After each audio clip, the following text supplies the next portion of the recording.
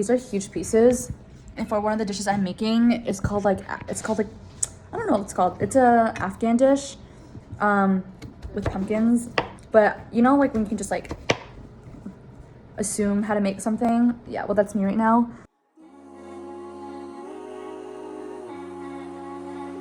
Just added some oil to the pan, and then I'm just gonna add the pumpkin.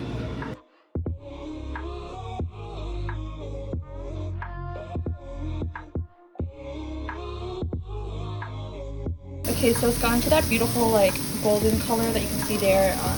Lisa's mom said to get to the color in the pan, and then we're just gonna transfer it there. Add some sugar, cinnamon, and some other things. Put it in the oven to roast for a little bit, and then we'll come back to it.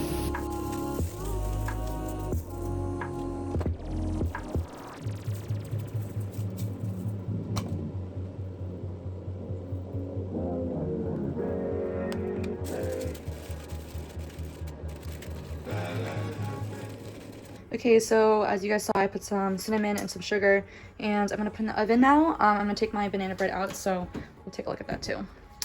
So I kind of wrapped it in like, so that way it can like cook thoroughly, because pumpkin takes a while for it to cook anyways. Like the steam helps cook the inside. The outside is definitely cooked already. You guys saw that.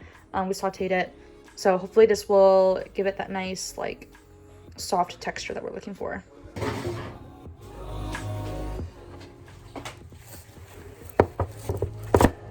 It smells so good.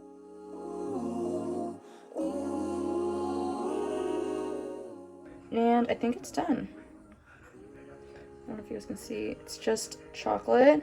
But look at that orange stuff. I wonder, I mean, I hope that's pumpkin.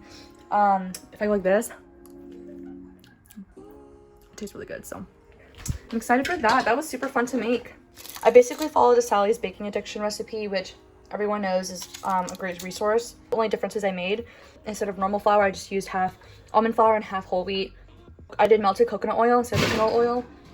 Instead of canned pumpkin, I did fresh pureed pumpkin, so I roasted them in the air fryer actually, and then I pureed them in the blender. So yeah, that was super fun to do.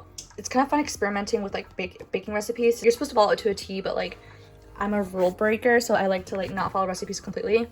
Also, something I learned from that recipe actually while I was reading the instructions was to put the bread, or to put the okay, so I'm talking absolutely nonsense here, but basically put the oven rack at the very bottom, so that way when you put the bread tin on top, the top of the bread doesn't over brown.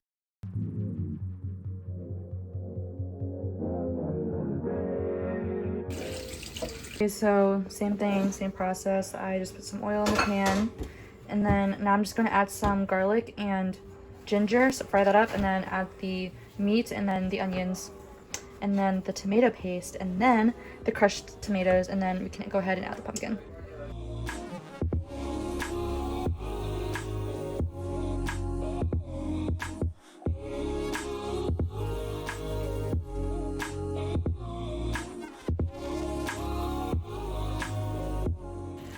Okay, so the meat sauce is looking good. I used turkey, which to like as a healthier alternative or whatever, and because Thanksgiving.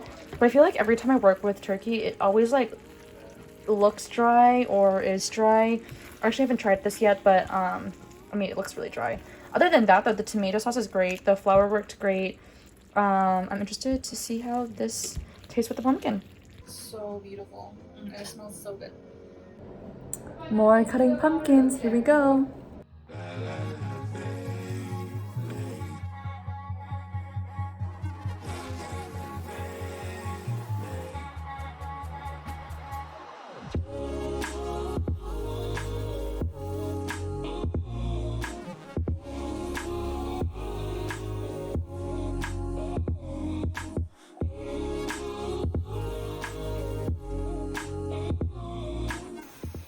So just put all the vegetables in, just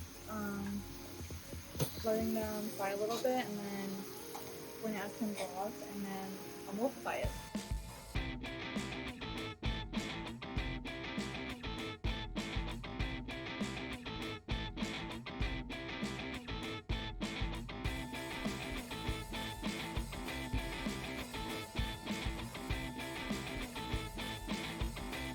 so everything was in time lapse, but this is how it turned out. It was very good.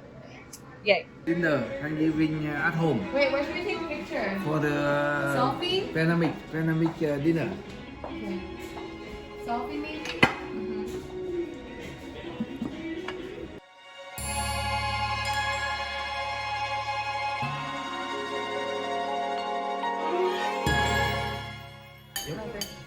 Still Rất là xanh didn't lại use chanh all luôn. of the pumpkins. That's crazy.